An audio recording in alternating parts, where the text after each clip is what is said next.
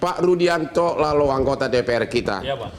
Saya juga pengacara, beliau ini ahli kriminologi dari logika awalnya satu mobil harga 180 juta tapi cuma 40 juta.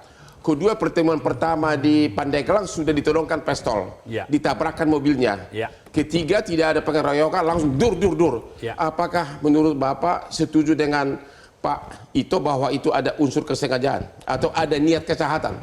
Ya, kalau mendengar tadi kronologi disampaikan putra beliau, itu bisa masuk, Bang.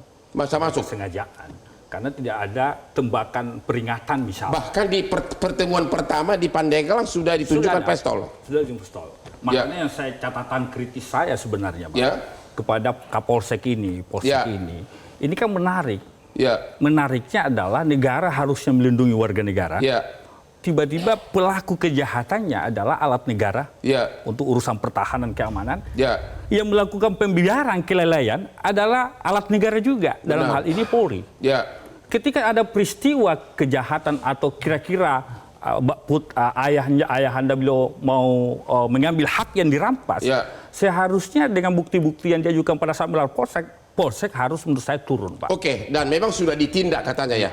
Pertanyaan Pak, ini kan sudah konferensi pers dari atasan dari Oknum TNI Laksamana yang seolah-olah mengatakan membela diri. Bapak setuju? Bapak kan anggota DPR. Berani nggak mengkritik Pak Laksamana? Silakan.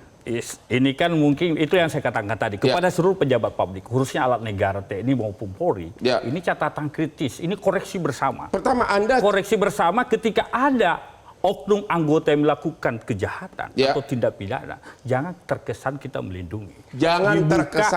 Dibuka terbuka-terbukanya, transparan dalam proses persidangannya nanti. Apalagi kan kalau di Undang-Undang TNI kan jelas di situ bahwa peradilan militer yang menjadi rahasia militer, rahasia negara, kesusilaan itu yang tertutup. Dibuka aja nanti di fakta persidangan seperti Jadi Bapak melihat ini harus dibawa ke persidangan? Ya, kita harus, karena ini sudah hilang nyawa seseorang, rakyat kita. Itu yang saya katakan, rakyat ini kan harus sama dengan TNI dan Polri. Ketika ada rakyat yang tertembak seperti ini, pasti harus diungkap. Ini nanti pengadilan sipil atau pengadilan militer, Pak Tito? Kalau ini kan kita lihat kasusnya kasus koneksitas ya, Bang. Koneksitas. Sehingga nanti di sini tentunya sebelum menyatakan menyimpulkan bahwa ini adalah membela diri, tentunya kan perlu ada koordinasi dengan pihak penyidik di Polri, Pak. Sehingga dia harus ditangani secara bersama-sama. Pada akhirnya pengadilan mana nanti? Ya kalau menurut saya kan begini, Bang. Kalau statusnya anggota itu adalah anggota TNI atau anggota Polri, dia kan harus dibebaskan dulu statusnya sebelum masuk kepada hukum publik atau pengadilan pidana. Kalau menurut saya ya masuknya ke pidana, Bang. Kenapa? Pengadilan umum? Ya, karena kan ada namanya penadahan.